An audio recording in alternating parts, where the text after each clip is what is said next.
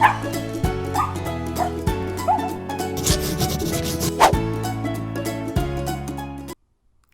everyone, it's Joy here for Pawsome Stamps. Today I'm excited to share the super cute Coffee Besties stamp set and coordinating die. Now I made a mini slim card for this project. Now here is that super cute die. You can see the different mugs and there's quite a few sentiments and quite a few little coffee beans. Now I have some white cardstock. I am going to be doing some Copic coloring, so the cardstock is Copic friendly and my black ink is Copic friendly. I'm using my Besties so I can stamp this multiple times and get a nice crisp image. Then I'm going to stamp the mug again along with more of the coffee beans. My idea for this card is just to have a ton of coffee beans and these cute little mugs kind of sitting in a pile of that. So I need a lot of these. I'm going to ink that up one more time, my second set of stamps. And I'm just pressing down to get a good crisp image. I'm going to add a few more of these coffee beans, and I'm someone who likes to stamp extra images because I don't want to have to come back later to stamp more, and usually I have some left behind, but this time I used every single one of them. So I'm doing some Copic coloring, and for the coffee beans I'm going to do two color combinations. The darker bean is E49 and E29, and the lighter bean is E35 and E37. I kept it very simple, but did add some shading, so that's why I had a darker and then a medium color. And I wanted to have two different colors to have like your dark roast coffee and your medium roast coffee. Then for this first mug, I am doing YR01, 02, and 04. And then I brought in a little bit of the 07 to that outer edge because I just wanted it to have a little bit of a darker shadow. So I'm going to bring that in here and just add that just to give a little more interest to this image. Then for the next mug, I'm going to be using BG 10, 11, and 13, which is one of my most favorite color combinations together as far as like a lighter teal kind of a color. And I love this teal and this kind of corally orange color together. So again, I'm just going to lay down the dark color. I come in with a medium, blend out with the light, and then I repeat this just a couple times just to get the desired color that I want. I'm going to finish coloring these coffee beans off camera, and then I'm going to use the coordinating dies, but I am going to finish the whipped cream here with C1, 2, and then a blender pen because you don't want to just leave it plain white. Otherwise, it's not going to have any dimension. Okay, so now for the mini slim background. This is cut 6 by 3, and I'm coming in with a stencil from my stash and some lighter brown ink and just adding a little bit of stenciling on the sides. I don't want a ton, but I didn't want to leave this background just white. I wanted to add a little bit more interest, and I thought bringing in that fun coffee color would be perfect with just a little bit of stenciling off the sides. Now, also from my stash, I die cut the word coffee from brown cardstock 3 times. I'm going to adhere these together with some liquid glue. This is going to give this dimension almost a feel of like a chipboard. And I love to do this with word die cuts. You could also use fun foam behind it, and that would give you a lot of dimension. But I like using the same color of cardstock because it's that solid color all the way through.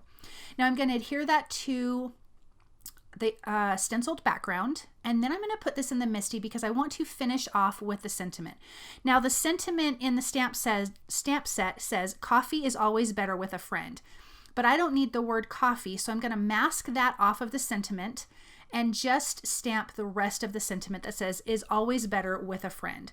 So I'm going to line that stamp set up, and I'm just going to ignore the word coffee. So I'm going to line up the rest of the sentiment in the center of that coffee sentiment at the top, if that makes sense. I'm going to close the lid of my Misty. I'm making sure that everything is nice and straight.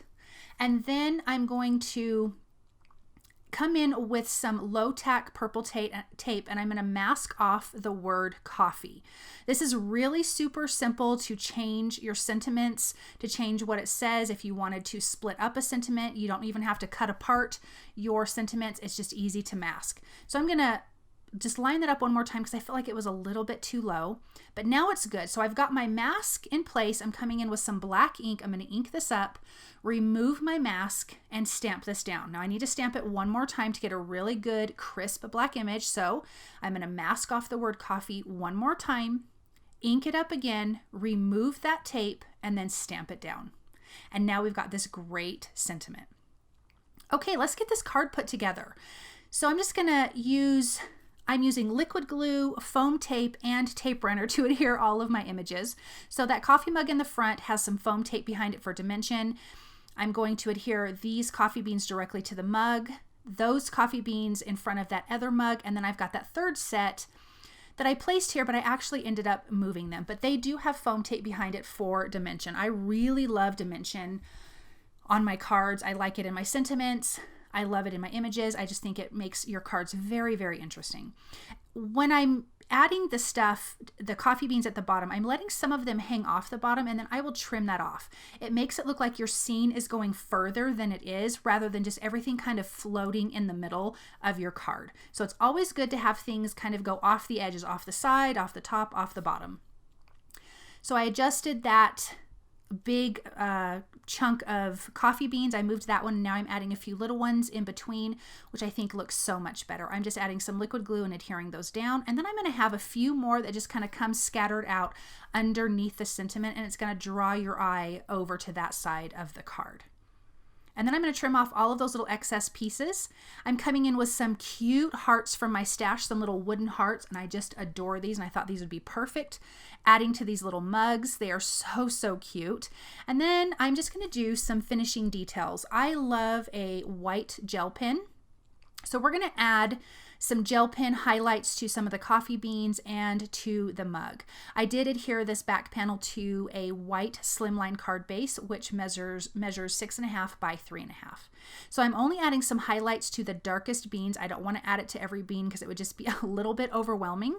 So I'm just going to add some white gel highlights. And then for the coffee sentiment, I really wanted this to stand out, so I'm adding some glossy accents. Now this will take about, I would say, a couple hours to dry clear because it gives this kind of like milky look. So about 2 hours for it to dry clear, but I would give it overnight before you stick this in an envelope to mail it off.